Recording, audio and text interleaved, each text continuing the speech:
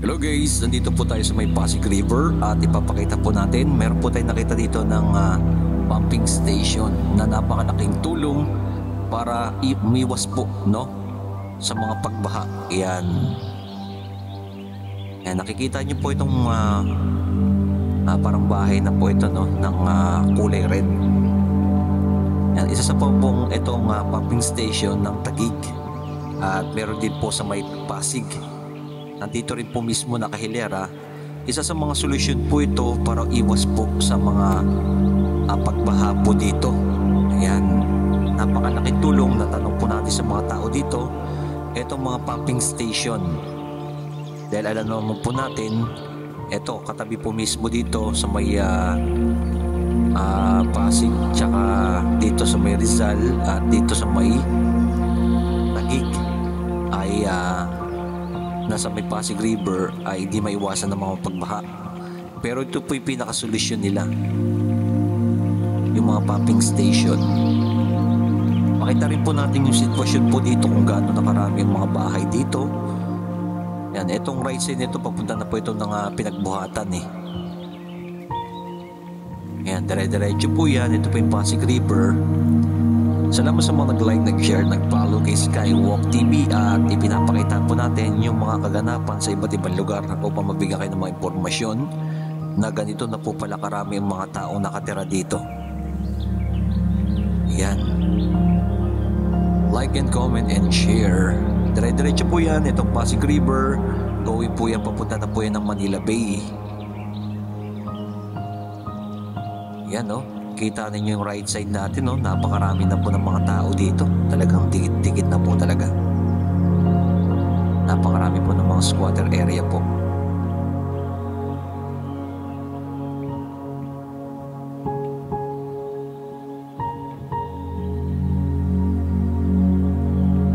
Ayan, nakikita nyo sa may bandang dulo yung mga nagtataasan ng mga building. Ayan dyan sa may Ortigas.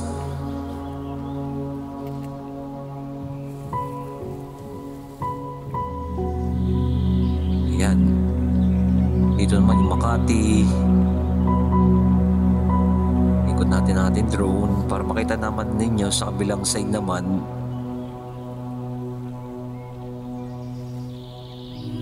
Pinicture po natin na napakalaking tulong po yung mga pumping station na parang iwas sa mga nagbabaha na mga lugar. Kagaya sa Manila na nasira po mismo yung mga pumping station pala na hindi mga gumagana. Dito naman po sa may Taguig tsaka sa may Pasig ay gumagana po yung mga pumping station nila. Yung sa Taguig kulay pula, yung kulay blue naman sa may Pasig naman po. Ayan, makikita nyo po yung both side. Nandito na po tayo sa bridge na po. At eto, sa may C6 na, etong left side ay papuntang Taytay Rizal.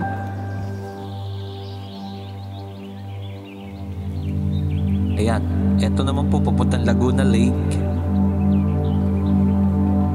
Yan, sa ito sang kulay blue sa unahan, ito po pala sa may Pasig na pumping station.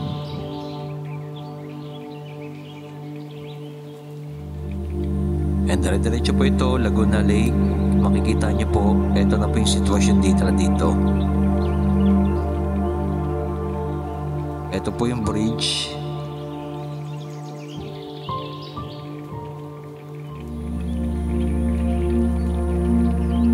Grabe guys, napakarami na rin po pa ng mga tao dito. Talagang overpopulated na rin po. Ito bandang area na ito, right side naman, medyo wala pa nakatira yan pero sa mga hinaharap yan ay makikita natin magkakaroon na rin ng mga bahay dyan.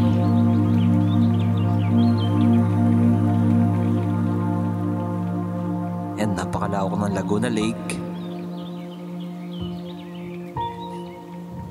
Hindi na po natin pinabot sa pinakadulo dahil napakalakas po ng hangin po dito ngayon na nakapagpalipad tayo. Talaga nag-warning yung ating drone. At yan, nakikita nyo, ito na po yung Taytay Rizal. At syempre, left side ito mo po yung pinagbuhatan. Pasig, grabe Napakaraming bahay na dikit-dikit talaga, no?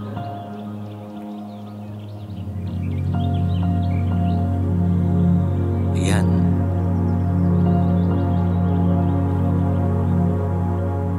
Ganito po na po karami ang mga tao po dito. At yung mga bahay na dikit-dikit.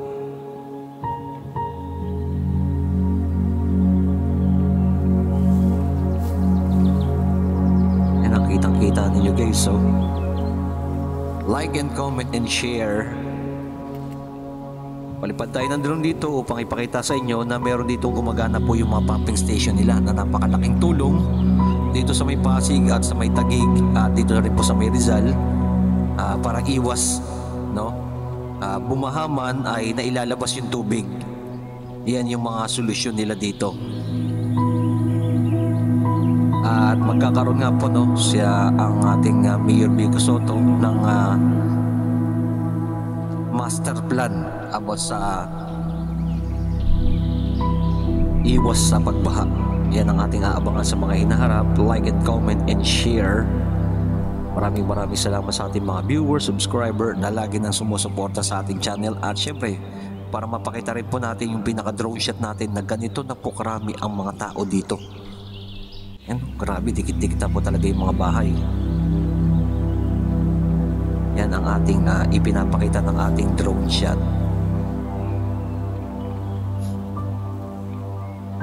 Binalikan natin drone kasi napakalakas po talaga ng hangin dito sa area na to. Pagmamalakas po kasi talaga ng hangin na mabilis malobat ang ating drone. Kaya kinakailangan talaga mga 50% kailangan maibalik mo na yung drone mo. Yan. Ito yung kulay blue na to, yan po yung sa Pasig. Nakikita po ninyo, no? Ito. Yan. Meron din pumping station dyan.